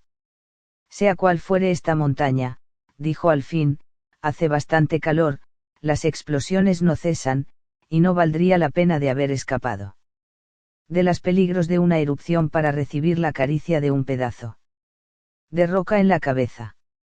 Descendamos, y sabremos a qué nos atenernos. Por otra parte, me muero de hambre y de sed. Decididamente, el profesor no era un espíritu contemplativo. Por lo que a mí respecta, olvidando las fatigas y las necesidades, habría permanecido en aquel sitio durante muchas horas aún, pero fue preciso seguir a mis compañeros. El talud del volcán presentaba muy rápidas pendientes, nos deslizábamos a lo largo de verdaderos barrancos de ceniza, evitando las corrientes de lava que descendían como serpientes de fuego, y yo, mientras, conversaba con volubilidad, porque mi imaginación se hallaba demasiado repleta de ideas, y era preciso darle algún desahogo. Nos encontramos en Asia, exclamé, en las costas de la India, en las islas de la Malasia, en plena Oceanía hemos atravesado la mitad del globo terráqueo para salir de él por las antípodas de Europa, pero, ¿y la brújula?, respondió mi tío. Sí, sí. Fiémonos de la brújula. A dar crédito a sus indicaciones, habríamos marchado siempre hacia el norte. Según eso, ha mentido. ¿O mentido? Mentido. A menos que este sea el polo norte. El polo. No, pero. Era un hecho inexplicable, yo no sabía qué pensar. Entretanto, nos aproximábamos a aquella verdura que tanto recreaba la vista. Se hacía sentir el hambre, como asimismo la sed. Por fortuna, después de 2 horas de marcha, se presentó ante nuestros ojos una hermosa campiña, enteramente cubierta de olivos, de granados y de vides que parecían pertenecer a todo el mundo. Por otra parte, en el estado de desnudez y abandono en que nos encontrábamos, no era ocasión de andarse con muchos escrúpulos. Con qué placer oprimimos entre nuestros labios aquellas sabrosas frutas, aquellas dulces y jugosísimas uvas. No lejos, entre la hierba, a la sombra deliciosa de los árboles, descubrí un manantial de agua fresca, en la que sumergimos nuestras caras y manos con indecible placer. Mientras nos entregábamos a todas las delicias del reposo, apareció un chiquillo entre 2 grupos de olivos. ¡Ah!, exclamé, un habitante de este bienaventurado país. Era una especie de pordioserillo miserablemente vestido, de aspecto bastante enfermizo, a quien nuestra presencia pareció intimidar extraordinariamente, cosa que a la verdad, no tenía nada de extraña, pues medio desnudos y con nuestras barbas incultas, teníamos muy mal cariz, y al menos que no nos hallásemos en un país de ladrones, nuestras extrañas figuras tenían necesariamente que amedrentar a sus habitantes. En el momento en que el rapazuelo emprendió, asustado, la huida, corrió Hans detrás de él y lo trajo nuevamente, a pesar de sus puntapiés y sus gritos. Mi tío comenzó por tranquilizarlo como Dios le dio a entender, y, en correcto alemán, le preguntó, ¿cómo se llama esta montaña, amiguito? El niño no respondió. Bueno, dijo mi tío, no estamos en Alemania. Formuló la misma pregunta en inglés, y tampoco contestó el chiquillo. A mí me devoraba la impaciencia. Será mudo, exclamó el profesor, quien, orgulloso de su poliglotismo, repitió en francés la pregunta. El mismo silencio del niño. Ensayemos el italiano, dijo entonces mi tío. Y le preguntó en esta lengua, «Dove siamo?» Sí, ¿dónde estamos?, repetí con impaciencia. Pero el niño no respondió tampoco. «Ah. Vas a hablar de una buena vez», exclamó mi tío, «¿qué Empezaba a encolerizarse, dándole un tirón de orejas, come sí. No ma que está a Isaala, Strambali, repitió el pastorcillo, escapándose de las manos de Hans y emprendiendo veloz carrera a través de los olivos hasta llegar a la llanura, sin que nos volviéramos a ocupar más de él. El Stromboli. Oh, qué efecto produjo en mi imaginación aquel nombre inesperado. Nos hallábamos en pleno Mediterráneo, en medio del archipiélago eolio, de mitológica memoria, en la antigua Estronile, donde Eolo tenía encadenados los vientos y tempestades. Y aquellas montañas azules que se veían por el este. Eran las montañas de Calabria. Y aquel volcán que se erguía en el horizonte del sur era nada menos que el implacable Etna. El Stromboli. Repetía yo, el Stromboli. Mi tío me acompañaba con sus gestos y palabras. Parecía que estábamos cantando un dúo. Oh, qué viaje. Qué maravilloso viaje. Entrar por un volcán y salir por otro, situado a más de 1000 leguas del Sneffels, de aquel árido país de Islandia. Enclavado en los confines del mundo. Los azares de la expedición nos habían transportado al seno de las más armoniosas comarcas de la tierra. Habíamos trocado la región de las nieves eternas por la de la verdura infinita, y abandonado las nieblas cenicientas de las zonas heladas para venir a cobijarnos bajo el cielo azul de Sicilia. Después de una deliciosa comida compuesta de frutas y agua fresca, volvimos a ponernos en marcha con dirección al puerto de Stromboli. No nos pareció prudente divulgar la manera como habíamos llegado a la isla, el espíritu supersticioso de los italianos no hubiera visto en nosotros otra cosa que demonios vomitados por las entrañas del infierno, así que nos resignamos a pasar por pobres náufragos. Era menos gloriosa, pero mucho más seguro. Por el camino, oí murmurar a mi tío, pero esa brújula que señalaba el norte. ¿Cómo explicarse este hecho? A fe mía, dije yo con el mayor desdén, que no vale la pena que nos devanemos los sesos tratando de buscarle una explicación. ¿Qué dices, insensato? Un catedrático del Johannaeum que no supiera dar una explicación de un fenómeno cósmico sería un bochorno inaudito. Y al expresarse de este modo, mi tío, medio desnudo, con la bolsa de cuero alrededor de la cintura, y afianzándose las gafas sobre la nariz, volvió a ser otra vez el terrible profesor de mineralogía. Una hora después de haber abandonado el bosque de los olivos, llegamos al puerto de San Vicenzo, donde Hans reclamó el importe de su 13ª semana de servicio, que le fue religiosamente pagado, cruzándose entre todos los más calurosos apretones de manos. En el momento aquel, si no participó de nuestra natural y legítima emoción, se dejó arrastrar por lo menos por un impulso de extraordinaria expansión. Estrechó ligeramente nuestras manos con las puntas de sus dedos y se dibujó en sus labios una ligera sonrisa.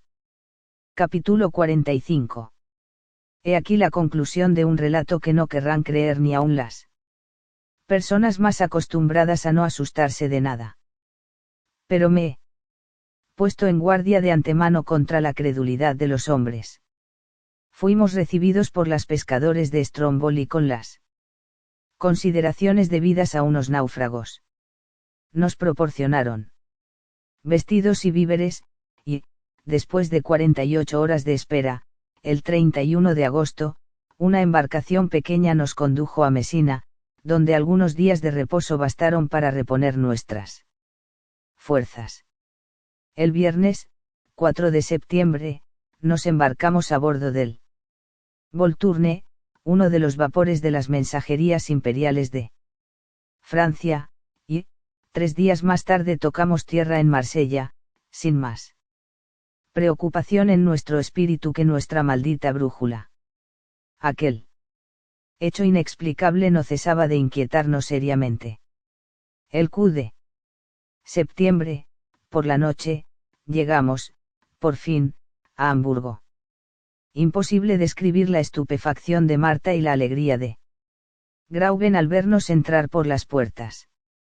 Ahora que eres un héroe, me dijo mi adorada prometida, no tendrás necesidad de separarte más de mí, Axel.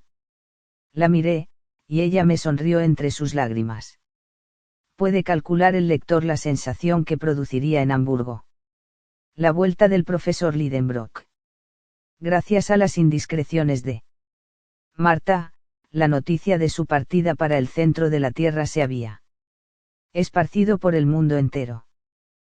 Pero nadie le creyó, y, al verlo de regreso, tampoco se le dio crédito. Sin embargo, la presencia de Hans y las informaciones de Islandia modificaron la pública opinión. Entonces mi tío llegó a ser un personaje importante, y yo, el sobrino de un ilustre sabio, lo que ya es alguna cosa. La ciudad de Hamburgo dio una fiesta en nuestro honor.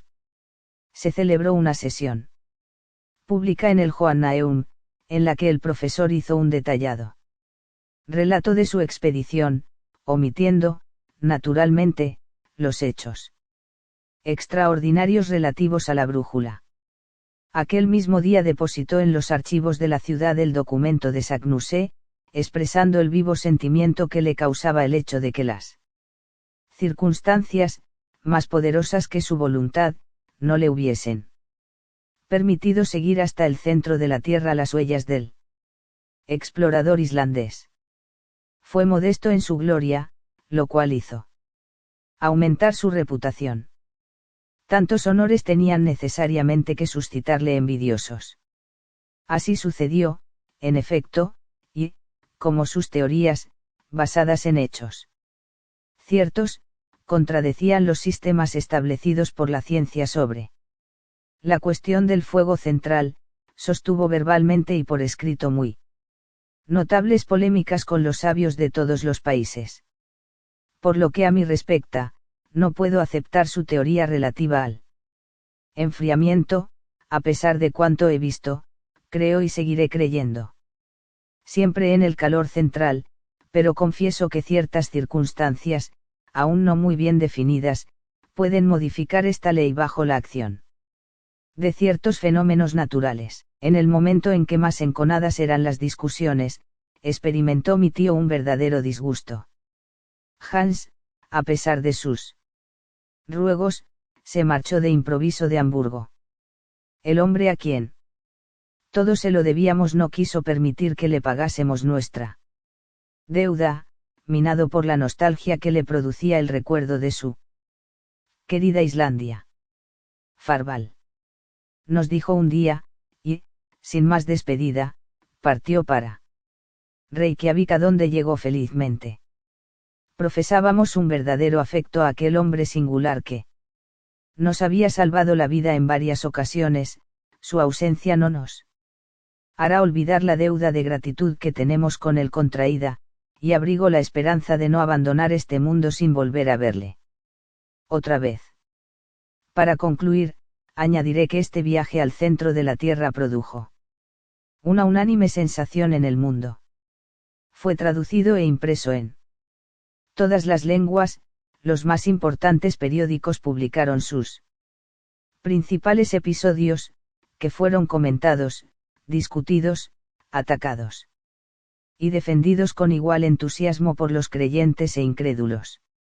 Y, cosa rara, mi tío disfrutó todo el resto de su vida de la gloria que había conquistado, y no faltó un señor Barnum que le propusiese exhibirle, a muy elevado precio, en los Estados Unidos.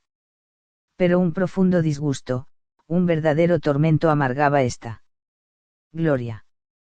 El hecho de la brújula seguía sin explicación, y el que semejante fenómeno no hubiese sido explicado constituía verdaderamente un suplicio para la inteligencia de un sabio. El cielo, sin embargo, reservaba a mi tío una felicidad completa. Un día, arreglando en su despacho una colección de minerales, descubrí la famosa brújula y me puse a examinarla.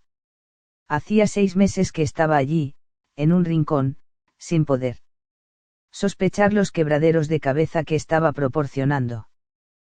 ¡Qué estupefacción la mía! Lancé un grito que hizo acudir al profesor. ¿Qué ocurre?, preguntó. Esta brújula. ¿Qué acaba? Que su aguja señala hacia el sur, en vez de señalar hacia el norte. ¿Qué dices? Mire usted.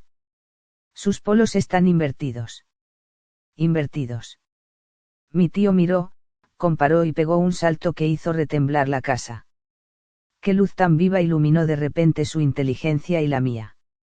De suerte, exclamó cuando pudo recuperar el uso de la palabra, que desde nuestra llegada al cabo Saknussemm, la aguja de esta condenada brújula señalaba hacia el sur, en vez de señalar hacia el norte, no cabe duda alguna. Nuestro error se explica entonces de un modo satisfactorio. Pero, ¿qué fenómeno ha podido producir esta inversión de sus polos? La cosa no puede ser más sencilla. Explícate, hijo mío. Durante la tempestad que hubo de desarrollarse en el mar de Lidenbrock, aquel globo de fuego que emanó el hierro de la balsa, desorientó nuestra brújula, invirtiendo sus polos. ¡Ah!, exclamó el profesor, soltando la carcajada, buena nos lo ha jugado la electricidad. A partir de aquel día, fue mi tío el más feliz de los sabios, y yo el más dichoso de los hombres, porque mi bella curlandesa, renunciando a su calidad de pupila, ocupó en la modesta casa de Königsstraße el doble puesto de sobrina y de esposa. No creo necesario añadir que su tío fue el ilustre profesor Otto Lidenbrock, miembro correspondiente de todas las sociedades científicas, geográficas y mineralógicas de las 5 partes del mundo. Fin.